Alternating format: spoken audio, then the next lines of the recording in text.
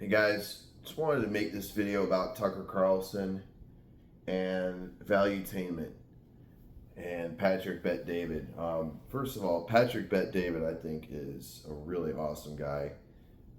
He's got phenomenal content. He's really built an amazing podcast where he has a lot of interesting people from finance, politics, the military, pro athletes, um, people that were in special forces, UFC fighters, celebrities, fighters, mobsters.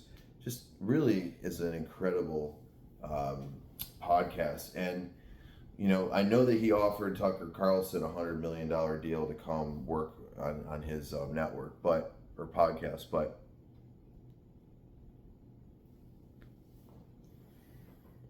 for those of you that don't know, it's pretty common knowledge. Tucker Carlson, who was an anchor for Fox News, got fired. Now, I believe he's still on the payroll, but he's no longer has his show on Fox News.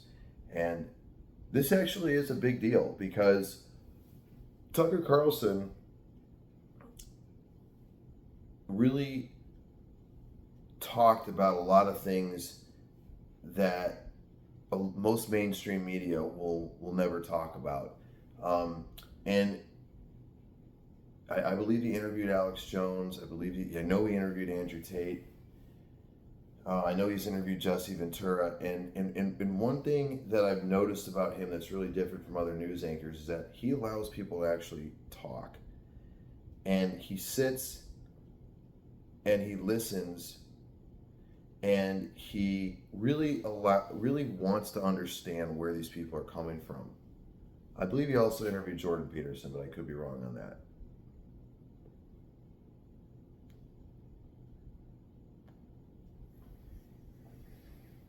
So what Tucker Carlson, the threat that he posed was that he was allowing, fringe people to come on his show and actually be able to speak and not be made to look like a fool or made to be discredited, which is what Piers Morgan tried to do to Andrew Tate, but I think failed.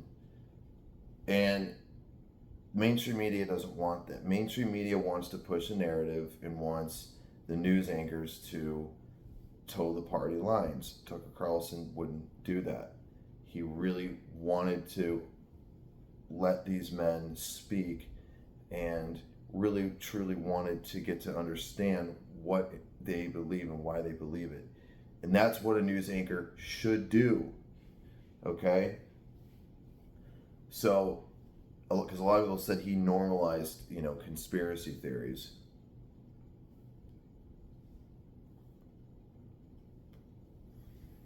He would have Trump on, he had a lot of Trump's top aides on, things like that.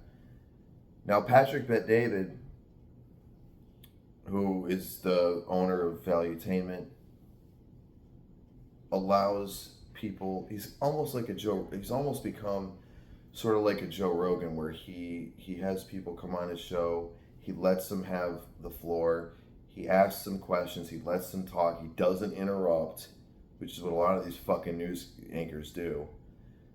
And what I'm seeing now is a new trend where people don't trust the mainstream media, especially like the younger generations, Gen Z, millennials. I even think a lot of Gen Xers don't trust the mainstream media. So going to Fox News, MSNBC, CNN, people are realizing that these news companies have an agenda, and the agenda is not to get to the truth. The agenda is to push a narrative, and I don't think it really so much matters what the narrative is. I think it more so matters that there is one, and it's not to tell you the truth. It's to make you believe a certain narrative.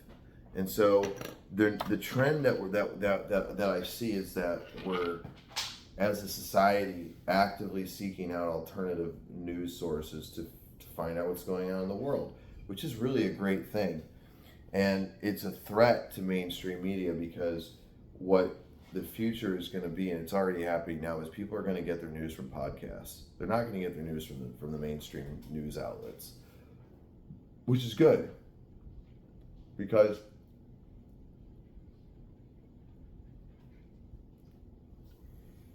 if as Voltaire said, if you want to find out who's oppressing you, find out who you can't criticize.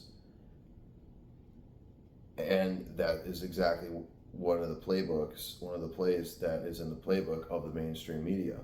So what people like Patrick Bet-David are doing is they have a platform in which people can freely speak about what they truly believe. And that's a really good thing, because now we have an alternative to actually getting the news, whereas before we were kind of just limited to Fox or CNN or MSNBC, which is basically the same thing as CNN.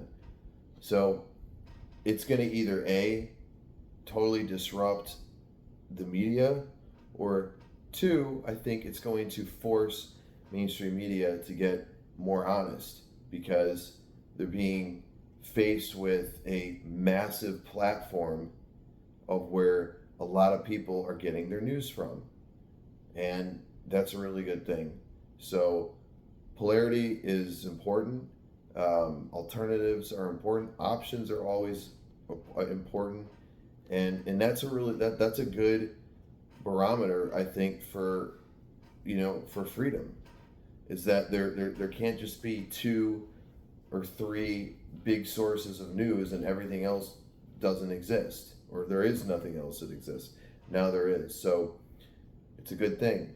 So that's what this video was about. Hope this was valuable.